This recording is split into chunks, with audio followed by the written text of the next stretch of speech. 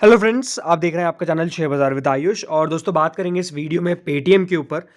Paytm पे कुछ अच्छी खबरें अब निकल कर आना शुरू हो रही है, ये हम कह सकते हैं। और कुछ अच्छी खबरें आई है जिसको हम डिस्कस करेंगे। दोस्तों, इस वीडियो में कुछ इंपॉर्टेंट न्यूज़ भी है जो डेफिनेटली यहाँ पर ज़रूरी होने वाली है पेटीएम और पेटीएम शेयर होल्डर्स के लिए, एंड डेफिनेटली जो पेटीएम यूज़ करते हैं उनके लिए भी। तो वीडियो देखिएगा पूरा, क्योंकि इंपॉर्टेंट रहने वाला है।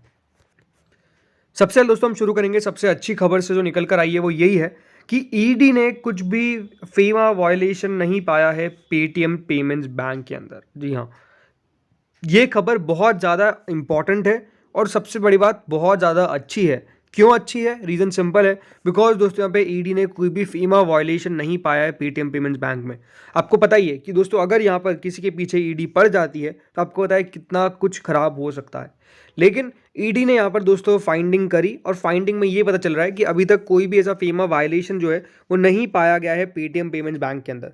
जो एरिया ऑफ कंसर्न है बाय द एजेंसी जो किए गए थे, भले वो केवाईसी से रिलेटेड हो या फिर किस तरीके से ऑन बोर्ड होता है मर्चेंट या फिर यूज़र, उनके document collection, authentication, anti money laundering measures, इस सब के ऊपर दोस्तों यहाँ पर ईडी फाइंड आउट कर रही थी। बट ओवरऑल जो बॉटम लाइन है वो यही है कि यहाँ पर कुछ भी ऐसा कुछ फाइंड नहीं किया गया है और कुछ भी ऐसा नहीं पाया गया है जो बिल्कुल यहाँ पर गलत हो। एंड ये खबर अपने आप में दोस्तों बहुत ज़रूरी है। ज़रूर ये भी कहा गया है, the RBI is the authority to take action against certain other instances of alleged non compliance according to the sources privy to the matter. तो ये बात ज़रूर है कि अभी भी ऐसा नहीं है कि दोस्तों जो पेटीएम पेमेंट्स बैंक है वो बिल्कुल आपको बढ़िया काम करता हुआ नजर आएगा। बेसिकली याद रखिएगा, आरबीआई ने कोई भी फीमा वायलेशन का केस इन पर नहीं डाला था। उन्होंने नॉन कंप्लायंस के कारण दोस्तों जो पेटीएम पेमेंट्स बैंक था उसको बंद किया था, राइट। तो अभी भी वो तो चालू ही है, लेकिन ये बात ध्यान रखिए, अगर यहाँ पर ईडी कुछ फाइंड आउट कर लेती, कंपनी के खिलाफ कोई फीमा वायलेशन मिल जाता, तो स्टॉक की तो और बुरी पिटाई होती। लेकिन हम ये कह सकते हैं कि कुछ भी ऐसा फाइंड आउट नहीं किया गया, जो अपने आप में सबसे बढ़िया यहाँ पर खबर निकल कर आ रही है। एक और अच्छी खबर, या फिर कह सकते हैं अच्छी खबर नहीं बट खबर आई है जो आरबीआई की तरफ से हम कह सकते हैं निकल कर आई है, वो यही है कि दोस्तों आरबीआई ने पेटीएम को 15 दिन का और मोहलत दिया है कि वो जल्दी से जल्दी जो भी उनका देखिए जो कस्टमर है उसका रिलीफ के लिए ये अनाउंसमेंट जो है वो बेसिकली की गई है। अब दोस्तों जो डेडलाइन है उसको बढ़ाकर 29 फेब से 15 मार्च कर दिया गया है। जो रिस्ट्रिक्शंस लगे थे इसमें फ्रेश डिपॉजिट्स को इंक्लूड किया गया है। It also clarified that QR codes and sound boxes that are not linked to PPBL will continue to work after mid-March। यानी जो वो एक डाउट था लोगों के मन में कि क्या इनके QR चलेंगे। दूसरी बात, जो भी देखिए फॉर एग्जांपल आप किसी भी अगर दुकानदार के पास जाएंगे तो उनके पास पेटीएम के साउंड बॉक्सेस लगे हुए हैं।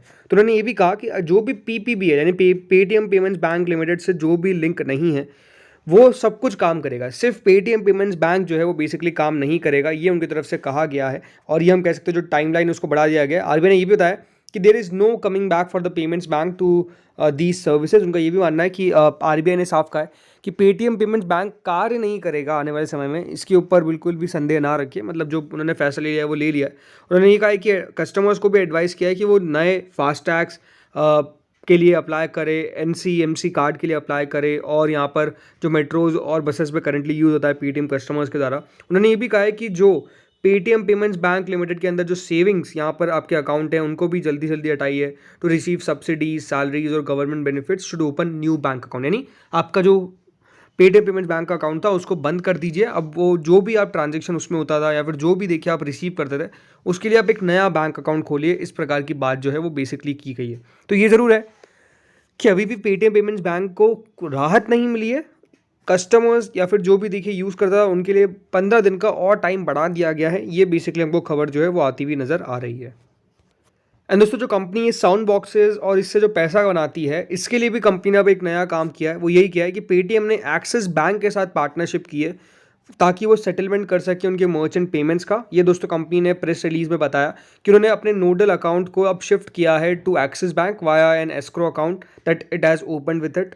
जो शिफ्ट दोस्तों नोडल अकाउंट का एक्सिस बैंक को वो उनके कस्टमर्स को, मर्चेंट्स को सीमलेस ट्रांजेक्शन करता हुआ नजर आएगा। ऐसा उनके द्वारा कहा गया है एज बिफोर, मतलब जो पहले ट्रांजेक्शन हुआ करता था वैसा ही सीमलेस ट्रांजेक्शन अब होता हुआ नजर आएगा। ऐसा 197 कम्युनिकेशन या फिर पेटीएम ने कहा है। ये बात साफ निकल के आ रही है। उन्होंने ये साफ कहा है कि जो पेटीएम है पेटीएम का क्यूआर, साउंड बॉक्स और कार्ड मशीन कंटिन्यू करेंगे, मतलब वर्क ऑपरेट करेंगे for all their merchant partners. Additionally RBI ने कंफर्म किया है कि जो इनका सीमलेस फंक्शनैलिटी है और जो पेटीएम क्यूआर, साउंड बॉक्स है, कार्ड मशीन से, ये 15 मार्च के बाद भी कार्य करेंगे। तो 15 मार्च के बाद ऐसा नहीं है कि ये बंद हो जाएंगे, ये भी आपको काम करते हुए नजर आएंगे।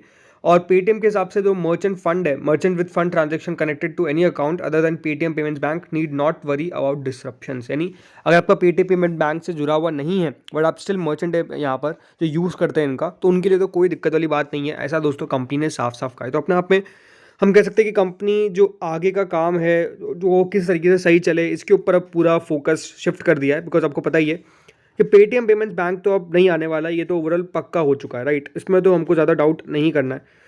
आएगा कब, अब आने वाले समय में किसी को नहीं पता। तो इसीलिए कंपनी, क्योंकि दोस्तों अगर ये मान के चलिए अगर वो सही रहता तो इतनी बड़ी प्रॉब्लम नहीं आती है, इतना बाजार करेक्शन नहीं देता स्टॉक को, बट वो नहीं आने वाला है, ये अब कंफर्म हो चुका है। इसलिए दोस्तों अब कंपनी का शिफ्ट है कि जो कंपनी के एग्जिस्टिंग कस्टमर्स थे, जो उनके दूसरी सर्विसेज यूज़ करते थे, भले वो क्यूआर की हो, भले वो साउंड बॉक्स की हो, ये सब चीज़ों को किस तरीके से अभी भी सही चला कर रखना है ताकि एटलीस्ट उनका कस्टमर लॉस ना हो। बिकॉज कोई भी देखिए मर्चेंट है, उसके मन में अब शंका ज़रूर है कि वो यहाँ पर कंपनी को कब तक यूज़ कर सकता है, बिकॉज आगे चल के कभी प्रॉब्लम आ गई। तो इसलिए शिफ्ट तो हमको देखने को मिलेगा। हो सकता है कि आने वाले समय में जब कंपनी रिलीज़ करे तो उनके कस्टमर्स भी लॉस हो, इसमें कोई बहुत बड़ी बात नहीं है। बिकॉज याद रखिएगा ये खबर जब आई थी बाजार में तब भी काफ़ी बड़ा प्रॉब्लम था उनके मन में कि वो क्या होगा, बिकॉज जिसका पैसा डाला हुआ है पेटीएम पेमेंट बैंक में वो किस तरीके से निकाले, इन सब के ऊपर डाउट काफ़ी ज़्यादा बन चुका था।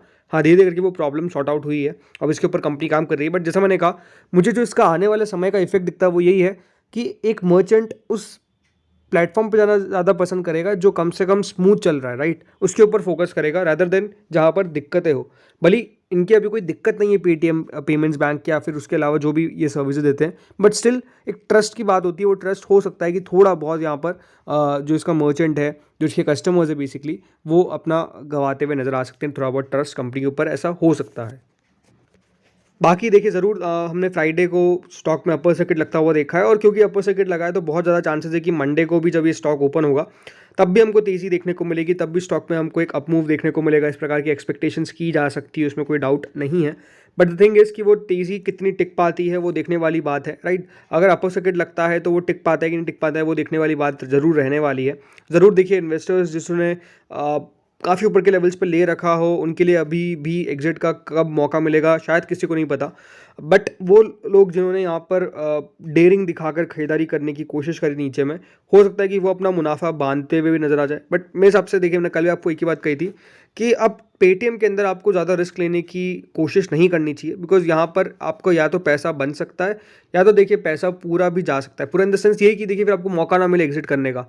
तो बेटर क्या है, जब देखिए उन स्टॉक्स में आपको पैसा डालना चाहिए जहाँ पर जो दोस्तों ये रिस्क ना हो, राइट। आपका पैसा सेफ और बढ़ना भी चाहिए, राइट। और याद रखिएगा पेटीएम एकमात्र शेयर थोड़ी है जो हमारे बाजार में लिस्ट है, राइट। बहुत सारी कंपनीज है, वहाँ पर जा पैसा डालिए जहाँ पे दोस्तों आपका पैसा बड़ा बन सके लंबी अवधि में। रखिएगा ये सबसे इंपॉर्टेंट है कि आपका जो इन्वेस्टमेंट है लॉन्ग टर्म में वो आपको अच्छे रिटर्न्स पेश करना चाहिए, वो अच्छे रिटर्न्स देना चाहिए और अच्छी कंपनी में आपको पैसा डालना चाहिए, ये आपको समझ में आना चाहिए। तो फ्रेंड्स इस वीडियो में इतना ही था, होपफुली आपको वीडियो बढ़िया लगा होगा। देखते हैं मंडे को होता क्या है। खबरें तो हम कह सकते हैं कंपनी के ऊपर कोई इतनी खास नेगेटिव नहीं आई है, तो इसका असर मुझे दिखता नहीं है कि ज़्यादा कोई नेगेटिव इफेक्ट मंडे को देखने को मिलेगा, क्योंकि ऑलरेडी स्टॉक काफ़ी करेक्ट हो चुका है। इस वीडियो में इतना ही था। Thank you friends for watching this video.